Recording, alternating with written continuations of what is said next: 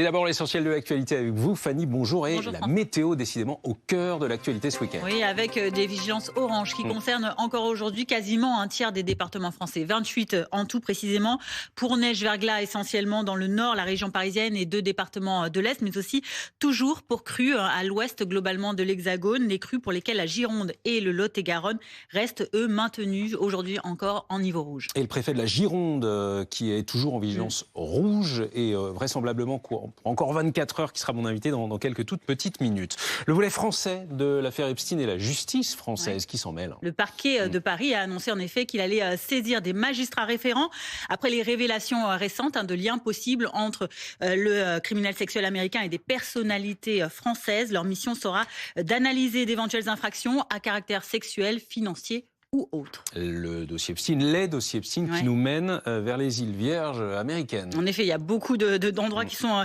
évidemment concernés dans le monde. C'est là que nous on retrouve Antoine Eulard. Il nous emmène, vous allez voir, au cœur de ces sites qui ont abrité le trafic sexuel de milliardaires américains. Je me trouve ici à l'est de Saint-Thomas. On est à 10 minutes en bateau de l'ancienne île privée de Jeffrey Epstein. Et cette marina, derrière moi, a longtemps été l'une des plaques tournantes de son réseau pédocriminel. Sur ces pontons, Epstein possédait une douzaine de bateaux. Il servait notamment à transporter des jeunes filles vers son île. Pour agir en toute discrétion, le financier était devenu l'un des propriétaires du port.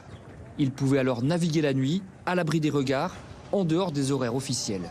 Autre rouage essentiel des crimes de Jeffrey Epstein, l'aéroport de Saint-Thomas et plus précisément ces pistes que vous apercevez derrière moi qui sont réservées aux avions privés. C'est ici que Epstein faisait atterrir son jet, un avion au cœur du scandale qu'il avait rebaptisé le Lolita Express. Des centaines de victimes mineures ont transité par ici. Jamais leur passeport n'a été contrôlé.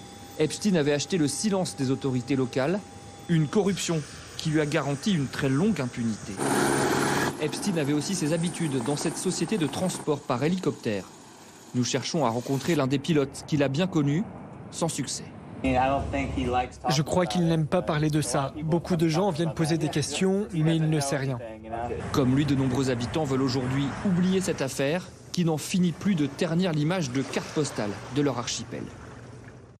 L'actualité qui nous mène en France, retour en France, où Quentin, ce militant identitaire passé à tabac en marge d'une conférence de l'eurodéputé LFI Rima Hassan, jeudi à Lyon, est décédé des suites de ses blessures. Sur X, Emmanuel Macron a dénoncé un déferlement de violence inouïe. Il a promis de condamner les auteurs de cette ignominie. Le président qui conclut par un appel au calme et au respect. L'enquête pour violence aggravée se poursuit. Elle a désormais été élargie du chef de coups mortels aggravés. Emmanuel Macron qui par ailleurs s'exprime ce matin à la radio sur plusieurs sujets. En effet, et notamment, vous allez l'entendre, sur sa vision de la France insoumise et sur les positions du parti de Jean-Luc Mélenchon. Écoutez.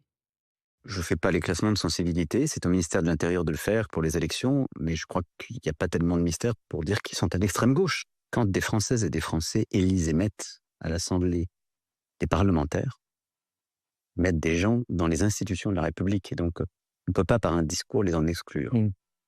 Mais je constate que dans les positions qu'ils prennent, en particulier sur l'antisémitisme, ils contreviennent à des principes fondamentaux de la République. Et prenons de la hauteur, 400 km au-dessus de nos têtes. Amarrage réussi. Regardez ces images, on ne s'en lasse pas, de l'astronaute française Sophie Adno, qui était la première hier de tout son équipage à entrer donc à bord de cette fameuse station spatiale internationale. L'ISS, c'est le début de 8 mois de mission spatiale à présent à bord de ce laboratoire scientifique international. On lui souhaite une bonne mission. Et un brushing flingué. C'est sûr que c'est pas le lieu idéal. Merci Fanny, à tout à l'heure. Prochain point sur l'actualité avec vous toujours à 11h.